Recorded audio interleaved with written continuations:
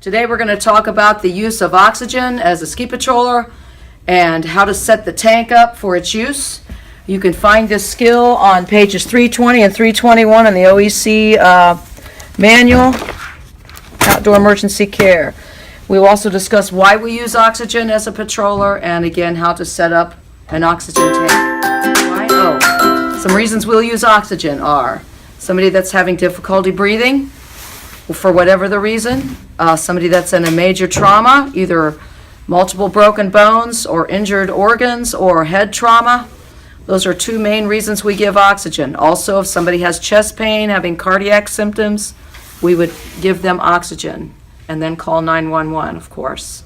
So those are three examples of using oxygen here as a ski patroller at Mad River. First of all, we have the regulator here. On the regulator, I have the dial to show the pressure up with what's within the tank. Right here is to set to what pressure we want to go through into the mask. Make sure it's set to 0. Also, too, there's these teeth, which will actually line up onto the bottle head. You need those to make sure those do line up. And also, there is an O-ring. You want to make sure to inspect the O-ring that it is there, not damaged. If there is any damage to it, you want to find another regulator or get it replaced because there will be severe leakage. First of all, we have our tank here. You want to inspect that it is an oxygen tank.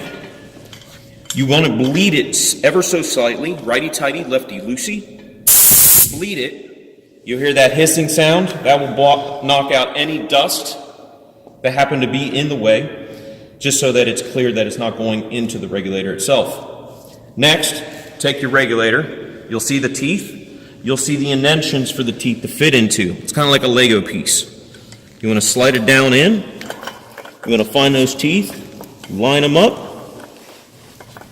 Sometimes you got to get down on it. There you go. Line it. Make sure it's lined up somewhat level.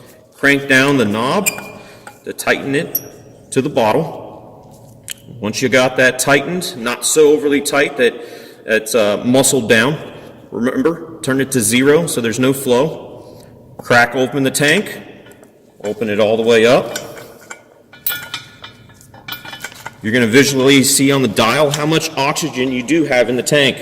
If it's within the red area, you don't want to use it, find another oxygen bottle so it's getting down too low.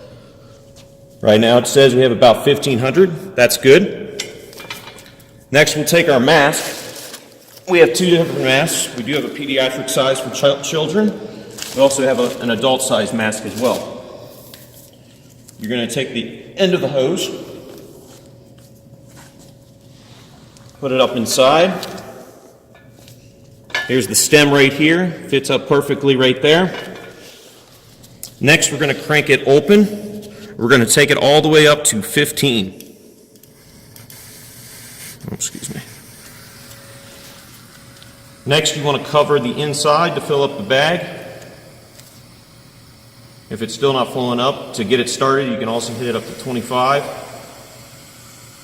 Fill up the bag. Give it to the patient. As they're breathing, they'll be inhaling the oxygen, at the same time replenishing their lungs of depleted oxygen or any trauma that has been done to the patient because of the injury. That's how you set up an oxygen bottle. So this is how we're going to disassemble an oxygen tank. First of all, you can turn the knob all the way off to 0. As it says right there, disconnect the non-rebreather mask, set it to the side. Next, we want to shut off the tank, the valve, righty-tighty, lefty-loosey.